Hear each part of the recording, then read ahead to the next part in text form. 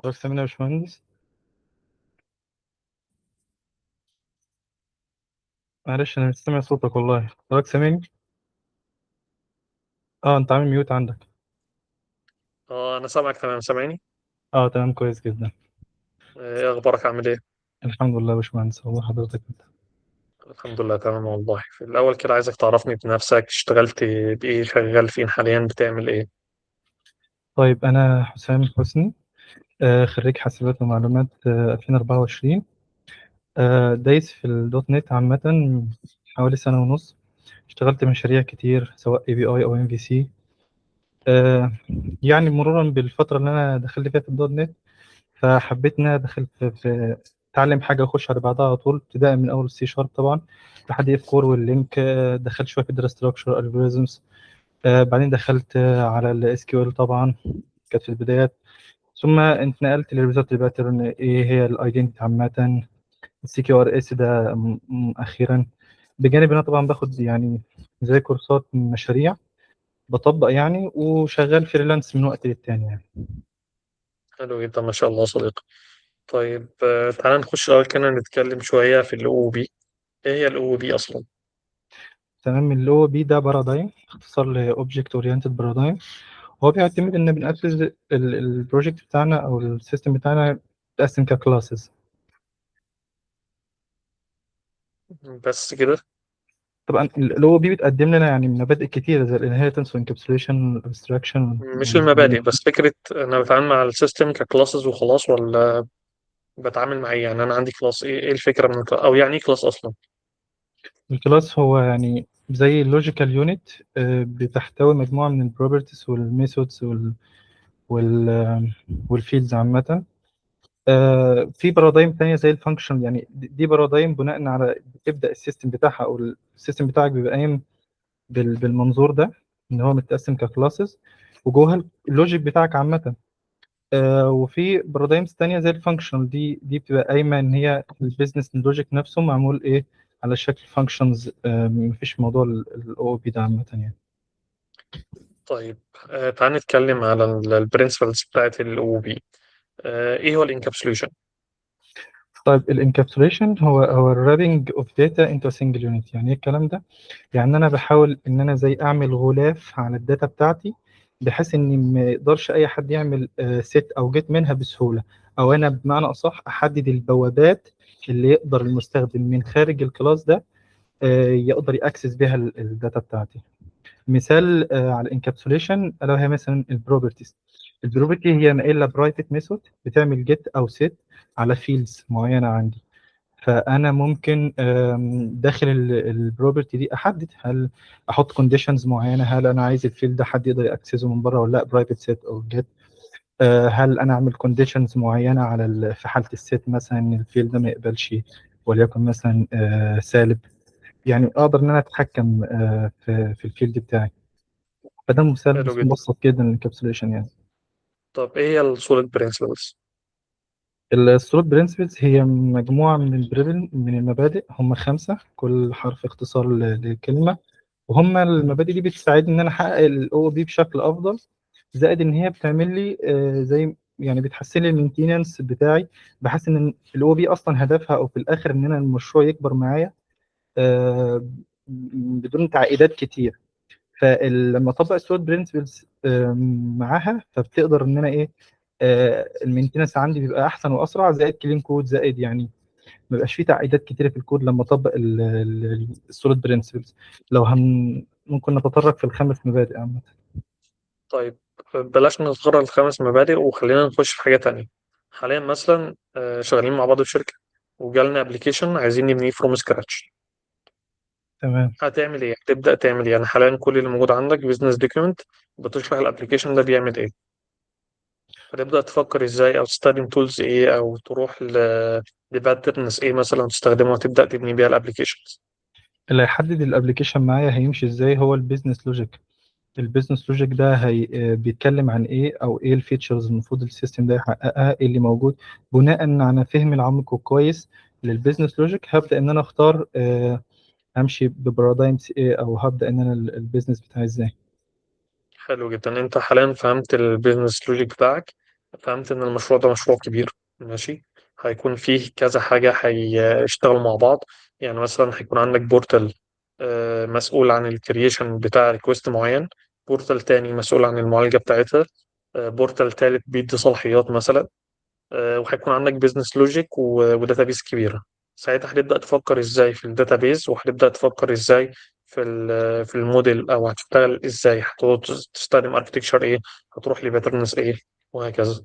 هو بالنسبة او تعالى للمستوى نقسم الموضوع بشكل تاني، ناخدها ستيب ستيب. بالنسبة للداتابيز، هتروح لداتابيز ايه حاليا؟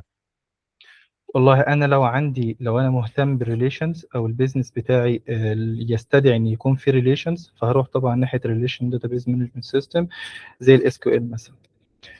لو ما فيش احتياج للريليشن فممكن استخدم نون ريليشنال داتابيز زي المونجو دي بي مثلا. يعني ايه مفيش احتياج لريليشنز؟ يعني دلوقتي انا عندي ريليشن بين تيبل والتاني، هل ممكن ما يكونش عندي احتياج لحاجة زي كده؟ يعني ممكن. احنا عشان عندنا ان النون ريليشنال داتابيز هي اسرع، على عكس طبعا الريليشن داتابيز ان هي يعني سترونجلي تايت. فانا يعني كل حاجه بتبقى مربوطه ببعضها، ما ينفعش ادخل قيمه بدون قيمه تانية مثلا. فلو البيزنس بتاعي لا يستدعي حاجه زي كده، فانا هروح مباشره للنون ريليشن داتابيز يعني بحكم انت ان هي دلوقتي اسرع. لو الموضوع معتمد على السرعة، هتروح مثلا حاجة زي مونجو، حاجة نون ريليشنال. لو الموضوع لو عندك بيعتمد محتاج. على السرعه م. بلس الاساس بتاعها اني اصلا مش محتاج الريليشن، ولكن مثلا انا بخزن فايلات عامه او بخزن داتا في فايلات، فانا محتاج ان انا ارجعها زي ما هي مثلا. يعني ايه مش محتاج ريليشن؟ يعني مثلا دلوقتي هتروح تعمل الداتا بيز ديزاين، ليه هتقول انا محتاج الريليشن، او هتقول انا مش محتاج الريليشن؟ طب خلينا ناخدها بصورة تانية. لو يعني لو السيستم بتاعي صغير واقدر ان انا اخزن الداتا بتاعته في فايلات، فهقدر هستخدم عادي النون عايز ريليشن. اديك معلومة بس، ان انت بتشتغل سيكوال، فانت شايف الداتا بيز عندك ستراكشرد وفي ريليشنز وهكذا. طيب الصورة دي بعد كده بتتحول لايه؟ بتتحول لفايلز بعد كده، زيها زي المونجو، زيها زي الحاجات النون ريليشن. في الاول وفي الاخر برضه بتتحول لفايلز عندك، ما ايوه. بتفضلش على هي. بس امتى ممكن اقول ان انا محتاج ريليشن، واشوف الريليشن واشوف العلاقه بين التيبل ده والتيبل ده؟ امتى اقول انا محتاج ده، وامتى اقول انا مش محتاجه؟ يعني اللي تحدد ده هو البيزنس موديل. وليكن احنا عندنا مثلا، معلش، انت وليكن احنا تمام. عندنا مثلا الموديلز اللي عندنا في ريليشن ببعضها، اوردر بقى ويوزر وبيمنت وريليشنز ما بين التيبل، فده لازم يكون فيه. عندك بيزنس عايز تبني العلاقات، اللي يشوف الداتابيز يبقى فاهم الدنيا فيها ايه. بالظبط. البيزنس لوجيك نفسه بيتحتم عليك انك تبني ريليشن داتابيس، بحيث إن لو عندي سيستم اي كوميرس مثلا، فهيبقى فيه اوردرز، هيبقى فيه يوزرز، هيبقى فيه بيمنتس. فالحاجات دي كلها لازم تكون مربوطه ببعضها علشان اقدر ان انا احدد مين اليوزر وطلب ايه ودفع ايه. ممتاز جدا. حاليا انت اخترت خلاص ان انت هتروح لحاجه ستراكشرد، وليكن تمام. مثلا سيكوال. طب انت ممكن تختار ايه في الاستراكشر ده؟ عندك سيكوال وعندك بوست جريس مثلا، ممكن تختار مين فيهم على حساب ايه؟ او ماي هي سيكوال. ال ال ال اه يعني كل دول ريليشن داتابيس. ستراكشر ده كله ما هو ريليشن. بالظبط. ممكن تفاضل بين واحده والتانيه على حساب حاجه، ولا بالنسبه لك كلهم واحد؟ يعني هو بناء على التكنولوجيا اللي انا بستخدمها، وليكن هي الدوت نت، فالدوت نت مفضله اكتر من الاس كيو ال، فانا هروح مع الاس كيو ال. هي مش مفضله اكتر مع الاس كيو ولا حاجه؟ يعني انت ممكن دلوقتي تشتغل انت فريم ورك مع بوست جريس عادي. انا عارف، انا مش ده بقول ان موجود. هي محدوده او محصوره على الاس كيو ال، بس يعني المشهور والمعروف عنها، بحيث حتى لو في ديفلوبرز تانيين هم جايين دوت نت واس كيو ال يعني. ماشي. طيب خلينا دلوقتي في الحته اللي احنا خلاص هنشتغل اس كيو ال. هتبدا حاليا تبني الابلكيشن بتاعك، اول لير، او خلينا دلوقتي نتكلم في الاركتكشر. ممكن تروح الاركتكشر ايه؟ حتى الخبره الحاليه، فانا هروح للكلين اركتكتشر. بس انا اسمع ان قدام في الدومين درايفن ديزاين، وفي المايكرو سيرفيسز. دي طبعا يعني كل ما الابلكيشن بقى سكيلبل اكتر، فهي دي في التوجه ده هتبقى احسن اختيار. بص خلينا نكون واضحين. عندك الكلين اركتكشر ده اركتكشر، ده ليفل المشروع بتاعك. عندك حاجه مثلا زي الدومين دريفن ديزاين، دي طريقه بتساعدنا من الدومين بتاعي، ملهاش علاقه بالاركتكشر. امم. عندك مثلا المايكرو سيرفيس، دي طريقه ابني بيها السوليوشن كله، مش مجرد المشروع بتاعي. ابني كذا مشروع في بينهم وبين بعض مسجنج، مشاريع بتكلم بعضها. بس انا ممكن اكون شغال كلين اركتكشر مع الاثنين عادي. فهمت قصد حضرتك كده. خلاص يبقى انا كده هجوز كلين اركتكتشر. حلو جدا. طب ممكن تروح لاركتكت تاني غير كلين اركتكشر، او تعرف اي حاجه تاني غيره؟ اعرف الاونيون اركتكتشر برضو، وفي الاخير خالص اللي هو الانتير اركتكتشر او اللاير اركتكتشر. طب ايه الفرق بين الاونيون والكلين؟ والله هو الفرق جوهري في البيزنس لوجيك اللي هيكون مكانه فين، او بيبقى هم بيبقى 4 لاير برضو تقريبا. والفرق بيبقى يعني في الاماكن البيزنس لوجيك نفسه هيبقى موجود هنا، او زي مثلا عندنا في الكلين اركتكتشر، ولكن انت عندك الدومين، في الدومين لاير بيبقى فيها الانتيتيز وفيها الكونسبتس مثلا، او الحاجات اللي هي الثابته، فيها الاكستنشن الاكسبشنز. مثلا لو انت عندك كاستم اكسبشن عاملها في البروجكت عندك، فهتحطها مثلا في الدومين لاير. الابلكيشن لاير هيبقى فيها البيزنس لوجيك بتاعك او اليوز كيسز. الانفراستراكشر هيبقى فيها الكونكشن مع الداتابيز لو في اي كول باي بي اي خارجيه، برزنتيشن لاير ايا كانت اي بي اي او ام في سي. فيعني كل الحاجات اللي احنا قلناها دي هي تقريبا نفسها برضه بتطبق في الاون اركتكتشر، بس مع اختلافات بسيطه. بس انا يعني بصراحه ما دخلتش في الاون اركتكتشر اكتر من كده. طيب حاليا انت محتاج تربط الداتابيز بتاعتك بالابلكيشن اللي هتعمله. هتشتغل طيب بادو ولا انتيتي فريم ورك ولا هتشتغل بايه بالظبط؟ هم الثلاثه هيقدروا ان هم او يعني عندنا الاد وعندنا الاف كور وعندنا الدابر. الثلاثه هيقدروا ان ايه الفرق هم، بينهم بقى بين الثلاثه وبعض؟ هقول لحضرتك. الثلاثه او ار امز يقدروا ان هم يربطوا لي البروجكت بتاعي مع الداتابيز. عندنا الادو، ده طبعا بيبقى اسرع من الاي كور شويه، لان الاي كور هي بتبقى زي لاير فوق الادو او ابستراكت لاير فوق الادو. بس طبعا الادو بيشتغل في بروجكتات قديمه، زائد ان هو يعني في مجهود كبير بيتكتب علشان يحقق حاجه ممكن تتعمل بالاي اف كور بسهوله جدا. بلس ان احنا عندنا في الاي اف كور بتقدم لنا مانجمنت جبار يعني. للشغل اللي احنا بنعمله بالنسبه للداتابيز، عندنا مايجريشنز، عندنا نقدر نطبق مايجريشن، نقدر نحذف مايجريشن، عملنا في مانجمنت نقدر ان احنا نعمله. لو هنروح ناحيه طبعا مع الاف كور بنستخدم لينك، فالموضوع كمان بيبقى ابسط كمان مع التعامل مع الداتابيز. عندنا الدبر هي اسرع من الاف كور، لان انت بتدخل لها او بتتعامل مع تكتب اس كيو ال كويري رو داخل الفي اس او الانفيرومنت بتاعتك. فهي بشكل عام بتبقى احسن من او اسرع من الاف كور، بس ما فيهاش حته المانجمنت الكفايه بتاعت الاف كور. حلو. طيب حاليا خلاص احنا قررنا هنروح لاف كور اللي احنا هنبني حاجه فروم سكراتش. تمام. طيب هتروح لاي شكل من اشكال الانتيتي فريم ورك؟ يعني دلوقتي هتشتغل باي ابروتش، داتابيس فيرست ولا كود فيرست ولا هتشتغل ازاي؟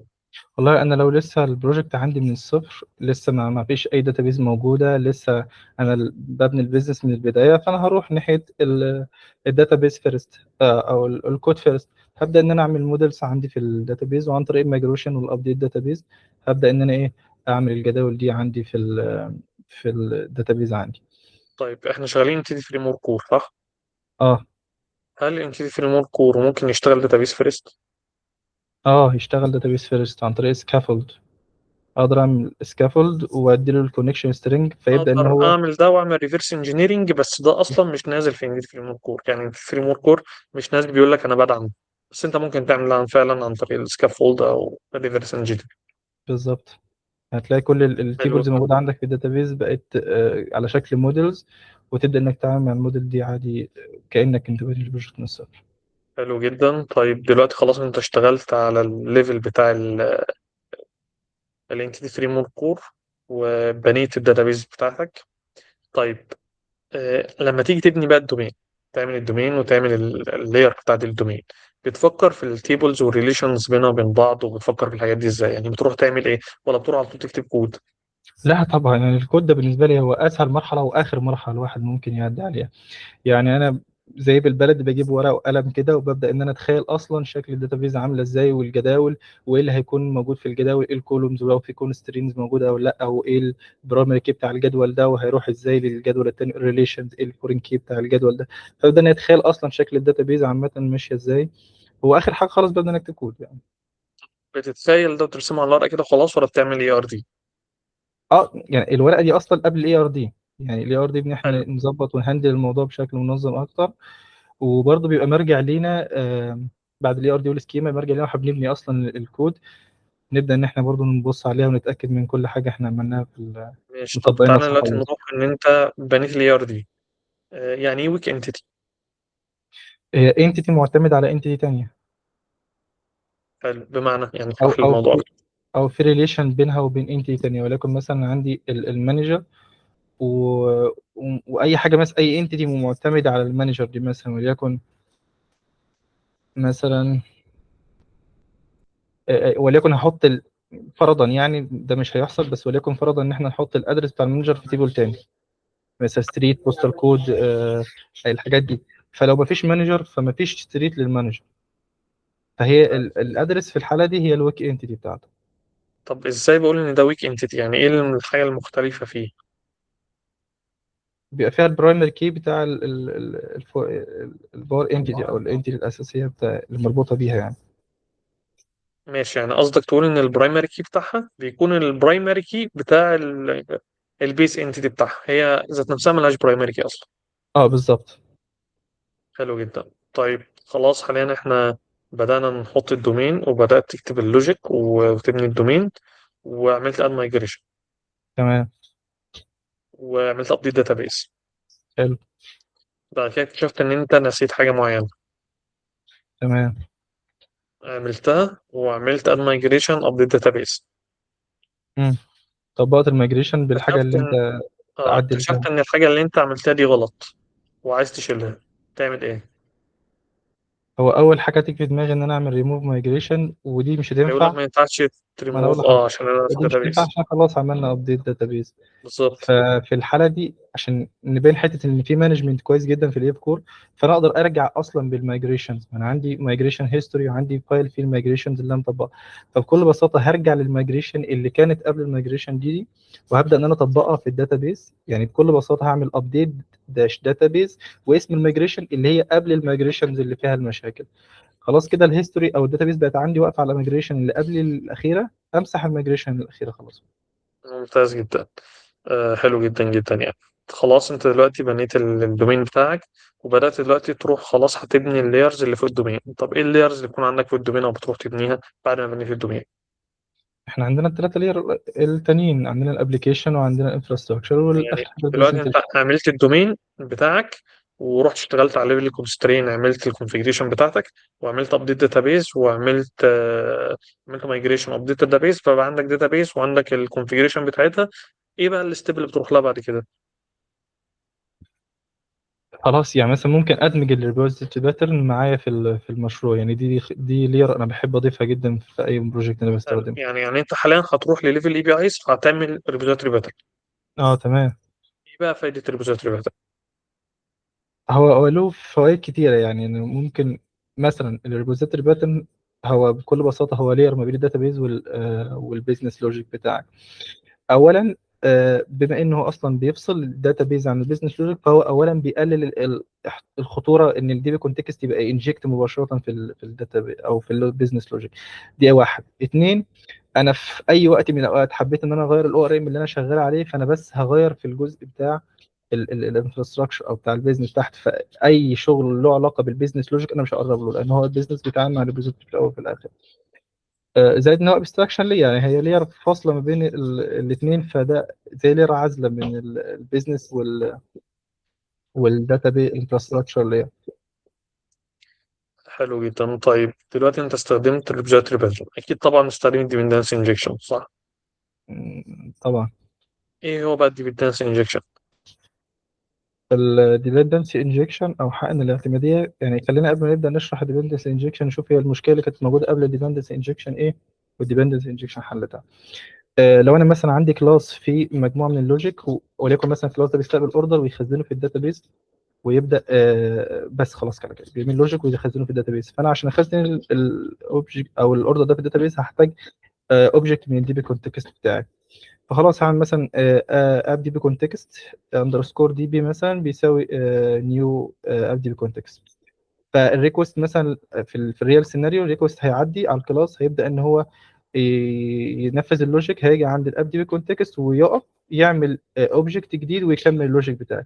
طيب انا لو عندي اكتر من سيرفيس الكلاس ده معتمد عليها، فالريكوست هيروح يعني ينشئ اوبجكت جديد او انستنس من كل سيرفيس الكلاس دي معتمد عليها. فده بيحقق حاجه اسمها تايت كابلنج او الاعتماديه.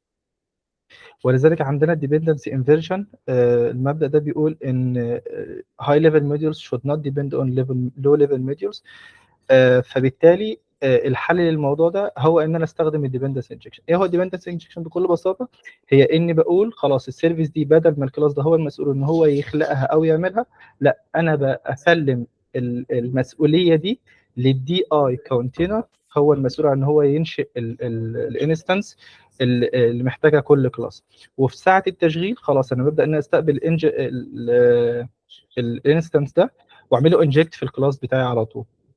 طبعا الدي اي في كونتينر ده الديبندنسي انجكشن. طريقه من طرق في تنفيذ الاي او الديبندنسي. سي كونتينر طب او ماشي، الانفرجن كمل كمل. كونتينر.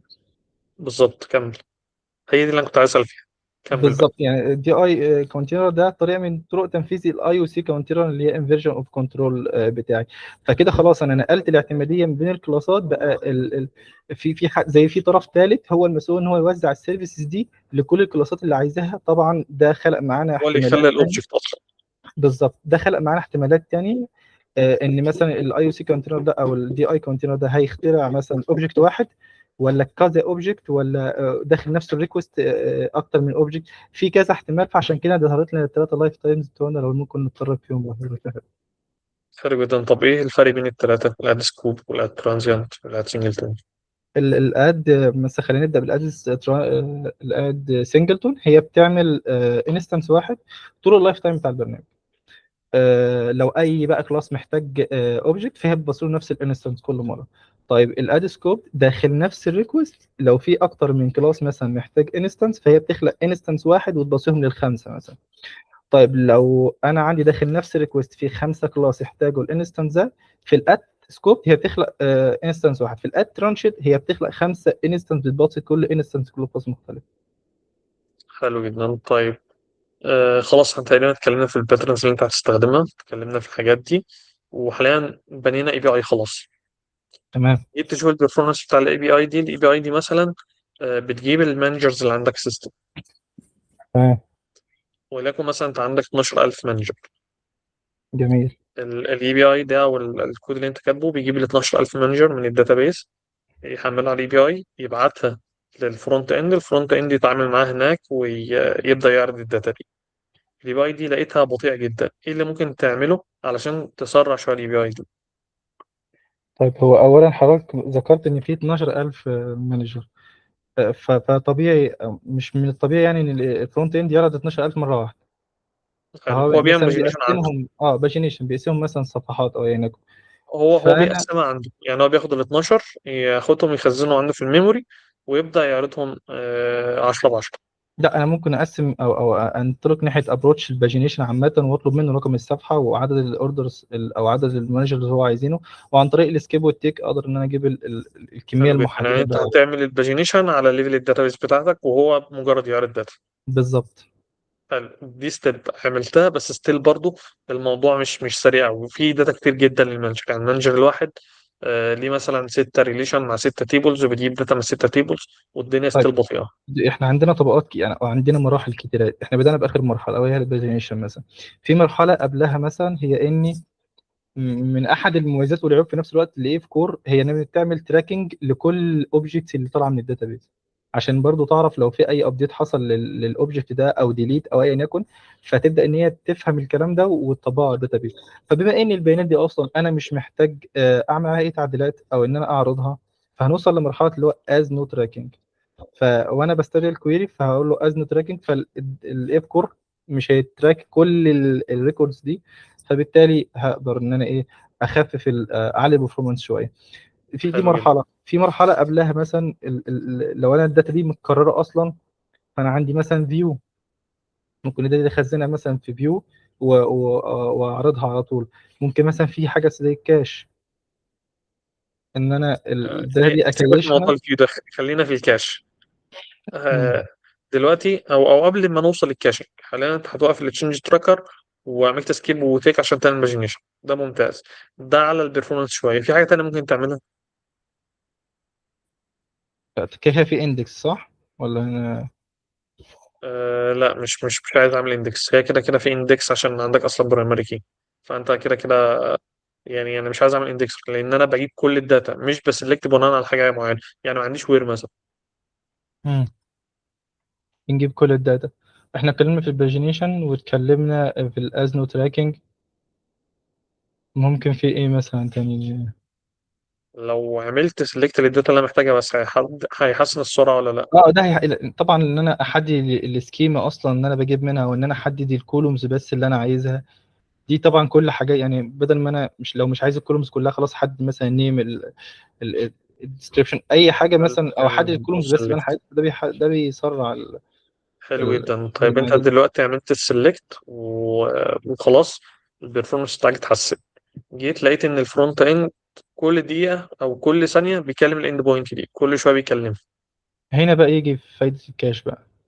حلو جدا. هتعمل ايه بقى عشان تكاش؟ هكاش الداتا اللي عليها طلب باستمرار مثلا.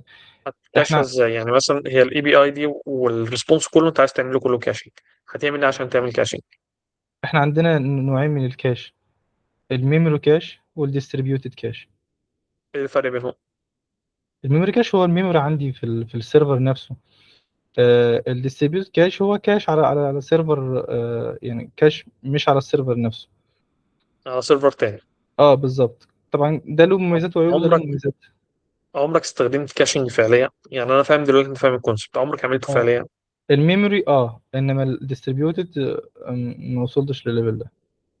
حلو جدا. طيب انا كده فهمت منك خلاص. انت جبت الداتا وبقى عندك لاير اوف كاشنج وكده، والسيستم شبه اشتغل. جميل. ظهرت عندك شويه مشاكل عايزين نحلها بقى على ليفل السيكوال ذات نفسه. مم. حاليا مثلا اكتشفت ان انت بعد ما خلاص عملت انسيرت والداتا كلها تمام والدنيا تمام، محتاج تعمل لوبينج على الداتابيس، على الروز كلها، وبناء على كونديشن معين تعمل ابديت لفاليو معين. تمام. ازاي تعمل لوب على الروز كلها، وفي نفس الوقت وانت بتعمل اللوب ده بناء على الكونديشن ده، التيبل او الرول اللي مش هتعرف تعمل فيه ابديت للفاليو دي لازم تعمل فيها لوب. هنا ممكن تروح للحل او تعمل ده بسيكوال ازاي. انت دي فريم ورك، الموضوع بسيط. انت هتسلكت وتبدا تتشيك وتعمل اللي انت عايزه. لا، عايزك تعمله على ليفل السكيورتي. يعني ممكن حضرتك تشرح اكتر يعني، عشان ممكن عشان بس الفكره توصل ماشي. لي. دلوقتي مثلا عندي الداتابيس فيها 1000 رو. جميل. لكن مثلا التيبل ده بتاع المانجر، تمام. في فاليو مثلا اسمها السالري. تمام. السالري مثلا ب 1000 بتاع كلهم. تمام. فانت في بروبرتي معينه انسايد كل تيبل او انسايد كل رو. البروبرتي دي وليكن مثلا الدرجه العلميه بتاعته. بناء على الدرجة العلمية بتاعته دي انت هتابديت السالري لفاليوز تانية. تمام. وفي نفس الوقت الرو اللي مش هتعرف تعمل فيه ابديت، لازم تلوج تقول ان انا ما عرفتش اعمل ابديت بناء على كونديشن معين او بناء على سبب معين مم. ناتج عن السيكوال. مش انا ممكن دلوقتي اروح اعمل فاليو لكولوم في الداتابيس ويقول لي لا ما ينفعش تعمل ابديت بالفاليو دي اه لسبب مثلا. معين ان يكون بعد تضايق غلط ولا ان يكون. فبيلوج او يقول لك مم. مثلا ان الكولوم ده عليه يونيك كونسترين فما ينفعش تتغير مثلا. مم. انا عايز الوج الحاجه دي من الاخر.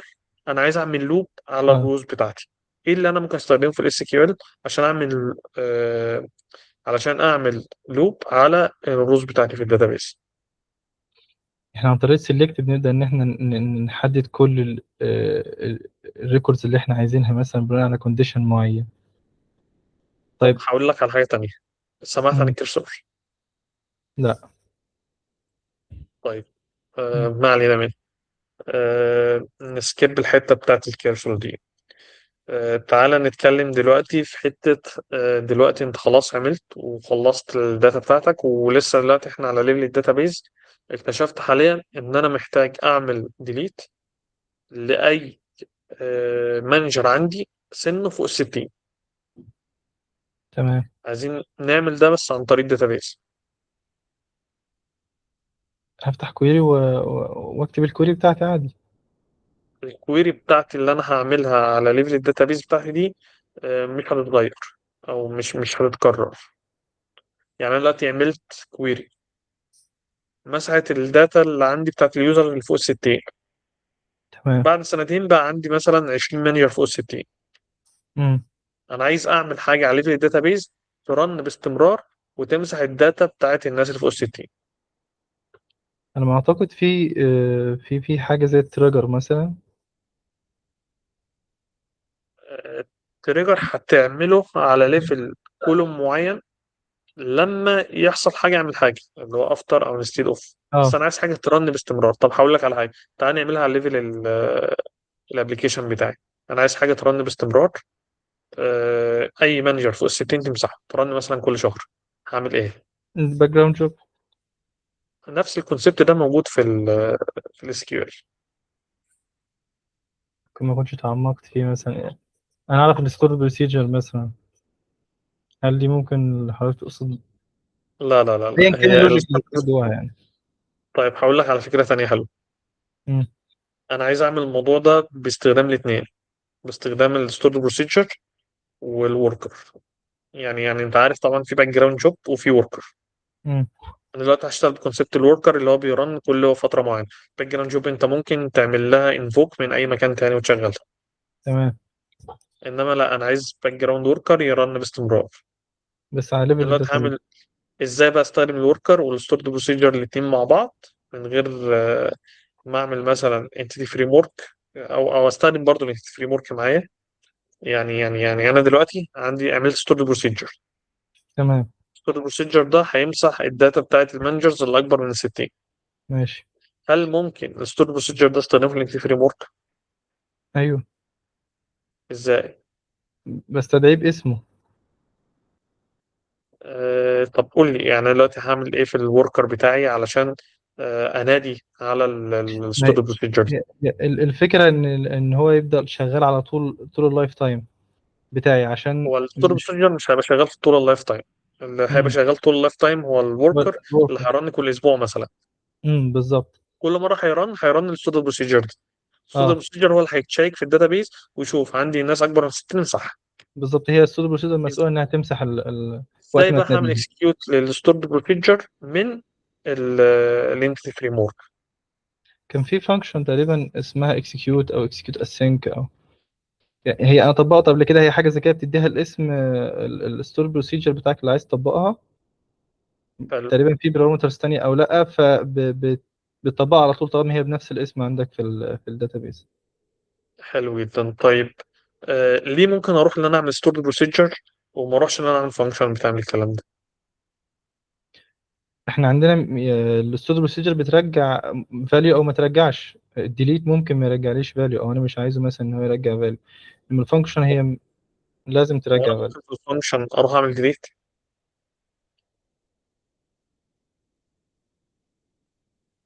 الفانكشن سيلكت تقريبا ما ينفعش انك تعمل فيها عمليات ابديت او ديليت. حلو جدا. طيب عمرك استخدمت اللوجز؟ اه.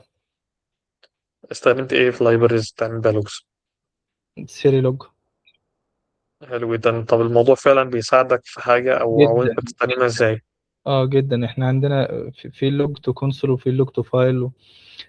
كمان في كونفيجريشنز لما بتتظبط مثلا بتحسن شكل اللوجية نفسها اللي خارجه معاك، سواء كانت في الفايل او في الكونسول. فانت الاماكن بقى، او بتستخدم لوجز مكان ما انت عايز، او الاماكن اللي انت عايز تلوج فيها، فبتقدر انك تتابع او ترابل شوت ايه اللي بيحصل بالظبط في البروجكت بتاعك طول ما هو شغال.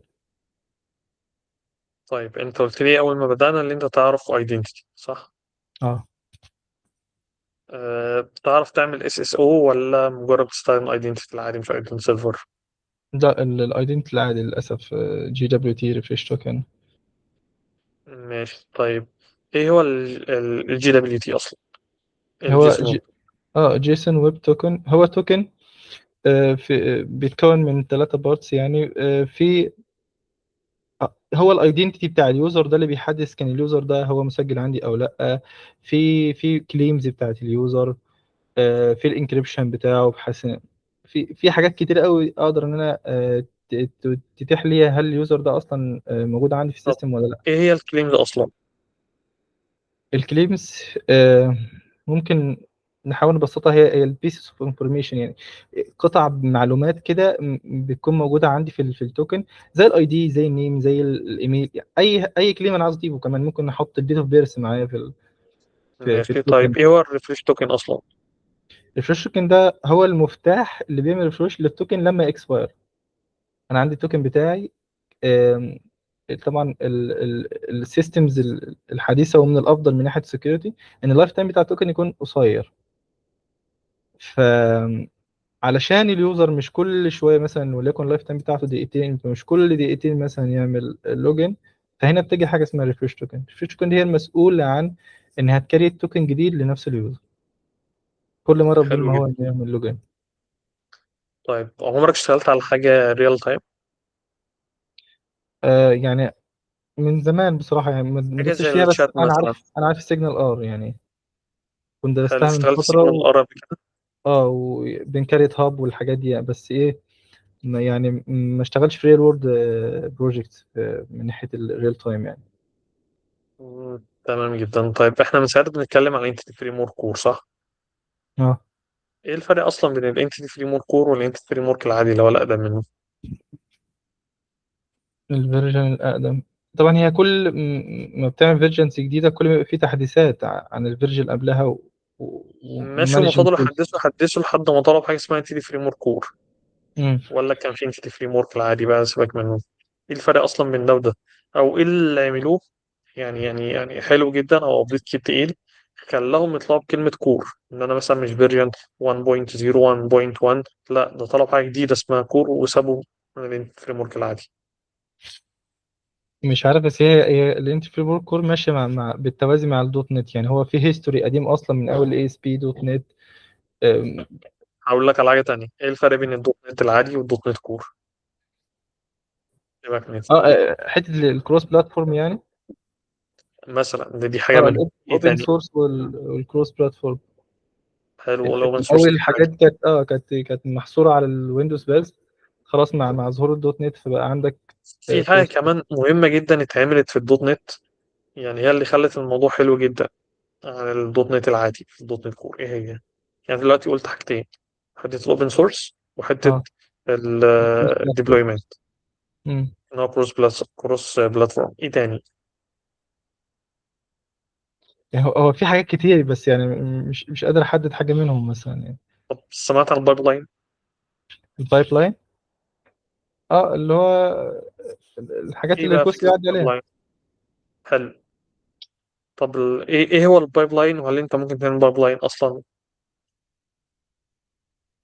يعني حضرتك تقصد الميدل ويرز اللي بتكون موجوده في البايب لاين بتاعي في البروجرام دوت سي اس. حلو. يعني زي ايه؟ يعني ايه مثلا بتقول عليه ده ميدل وير او بايب لاين؟